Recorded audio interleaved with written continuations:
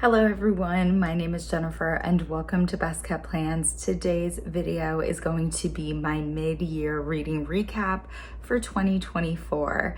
If you're interested in hearing me talk about some of the books that I read in the first half of 2024, please stick around.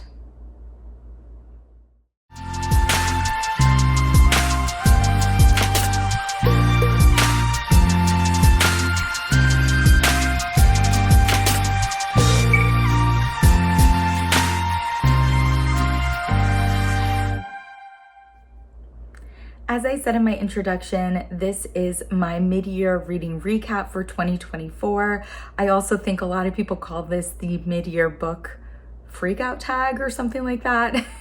I have been filming this video for the last couple of years and I really enjoy doing so. I think it's a great way to look back at the books I've read in the first half of the year and remember why I love some of them, remember why I didn't like others. And yeah, I'm excited to talk about the books that I pulled out for the prompts that I'll be answering in this video. Before we dive into the books, I did want to do a little bit of a stats situation. I'm actually filming this video on June 23rd, so there's technically one more week left in the first half of the year. I'm anticipating that I'll maybe finish one or two more books before we officially hit July 1st. But so far in 2024, I have read 67 books. In terms of pages read, I have read 28,292 pages so far this year. My 2024 has definitely been a year where I've wanted to fulfill a lot of reading challenges. I just think they're fun to do. And in the last few years, I've done more and more. So far this year, I have read all 6 books that were in my first 6 months of my Instagram challenge. I am doing an A to Z challenge, which I don't pick books specifically to fulfill that challenge, but it's always just fun to see how many letters in the alphabet I get to. And I actually only have 6 more letters to fulfill that challenge completely. I do have a genre challenge going on where I'm trying to read one book from multiple different genres, although I have technically been filling in 2 books for each genre. If we stick to the 1 book rule, the only 2 genres I have left are sci-fi and horror, which are definitely genres that I don't really read ever at all. I don't think I've ever read a horror book before. I do have an ongoing fantasy challenge. I'm trying to read 1 book of fantasy every month of the year. And so far I have read at least 1 book of fantasy every month of 2024. I also have a nonfiction challenge going on. I don't read a lot of nonfiction. I have a really hard time with nonfiction. So I wanted this challenge to be realistic for me, and my goal was to read 6 nonfiction books this year. And so far I have read 3. So we're doing well for the first half of the year. My last challenge is my 24 books in 2024, which was a new challenge for me this year. And I'm a little bit behind. I've read 10. One of them is on my June TBR and I haven't read it yet, but I should be able to get to it in this last week of June. So hopefully by the time July 1st rolls around, I'll have 11. Still a little bit behind schedule, but not too far off. The longest book I've read so far this year was Redeeming 6, which was 1,066 pages in the Kindle version. And the shortest book I've read so far this year was Worst Wingman Ever, which was 61 pages in the Kindle version. Now, I keep track of some, but not all of those stats in my reading journal. This is an A5 Archer and Olive Sarah Cray collab reading journal. I absolutely love this. I love putting this together. It's so much fun. And yeah, it's just a great way to keep track of the books that I have read this year. I will be doing a flip through of this reading journal for the second quarter of the year once I finish all of my June pages. So look for that sometime in July. Now let's dive into all of the prompts for this video. The first of which is the best book that I have read so far in 2024. And for me, there was absolutely no question. That book is The Atlas 6 by Olivia Blake. This is the third and final book in the Atlas series. I think that's what it's called. I could be wrong. I was very, very much looking forward to this book. It came out in January. I read it in January. I absolutely loved it. I thought it was a really, really great way of tying up this story for the final book in a series. I absolutely loved it, and having completed the series, I highly recommend this series. I think it's so, so good.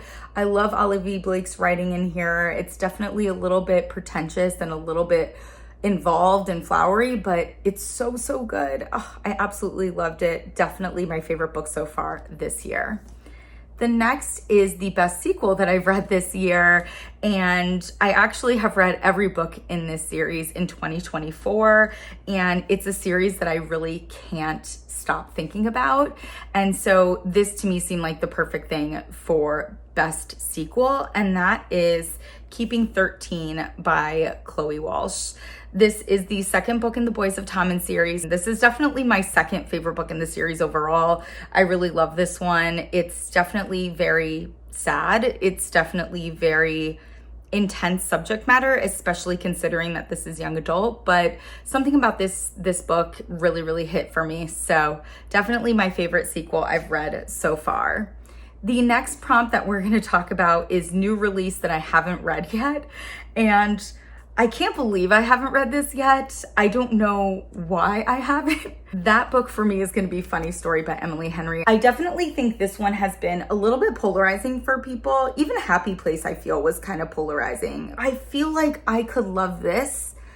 I always feel that way when I pick up an Emily Henry book, so I definitely want to get to this. Okay, so most anticipated release for the second half of the year. I did not need to think about this one at all. I am counting down the days until this book comes out, and it is coming out very soon. That is Breaking the Dark by Lisa Jewell. This comes out on July 2nd, 2024.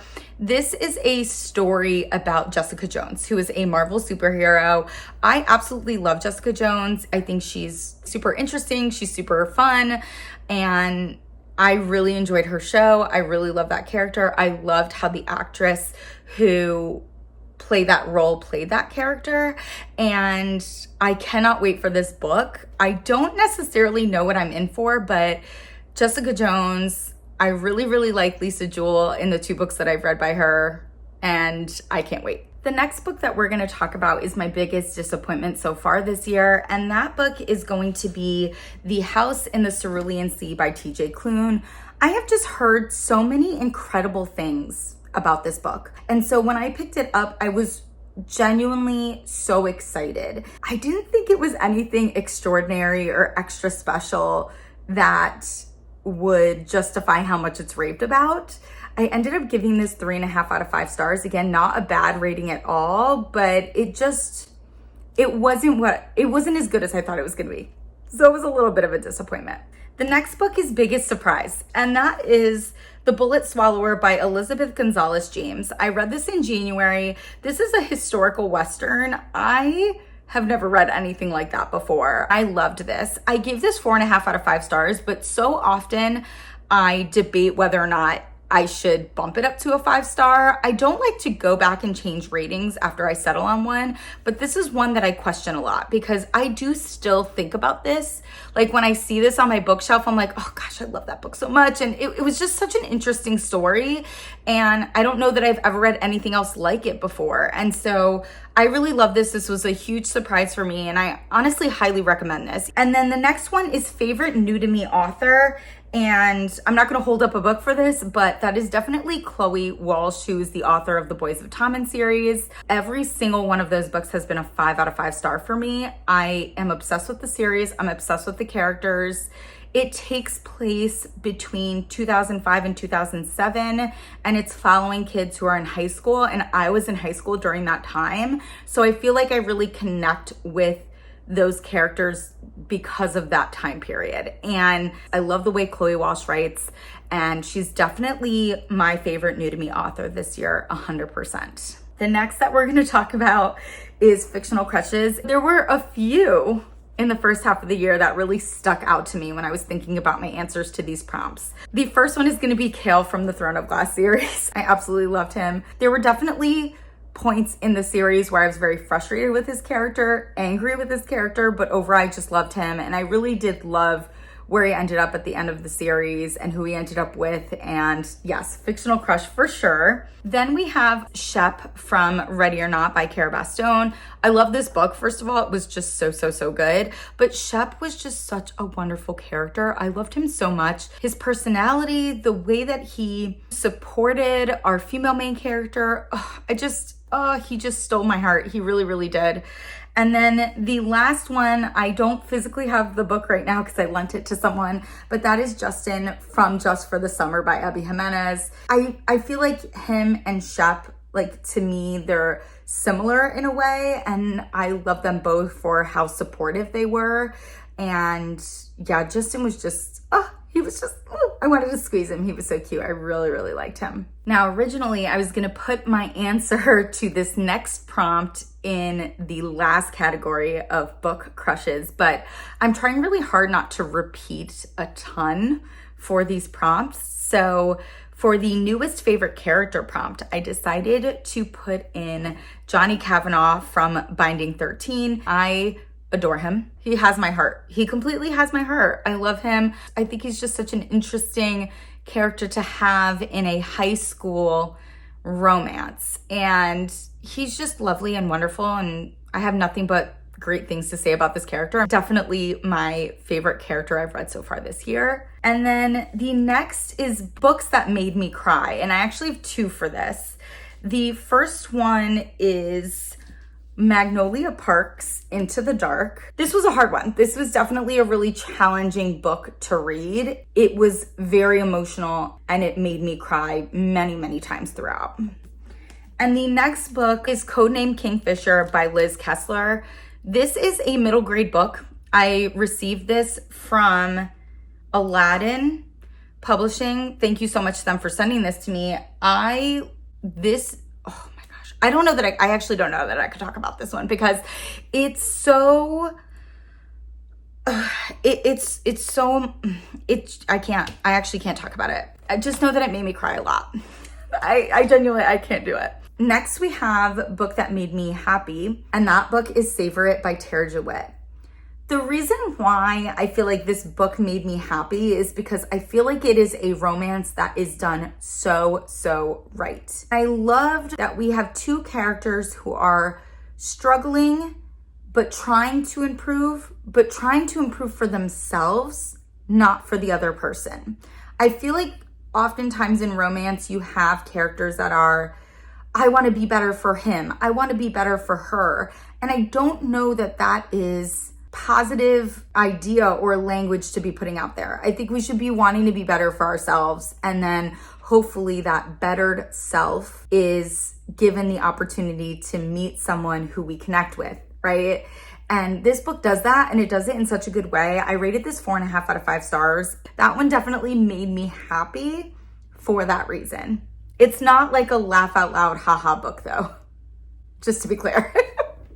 Okay. The most beautiful book that I've bought this year. The book that I chose is A Fate Inked in Blood by Danielle L. Jensen. I haven't read it yet. I've heard it's good, but the reason why I picked this one is not even because of the cover. To be totally honest, I don't even love the cover. It's for the edges.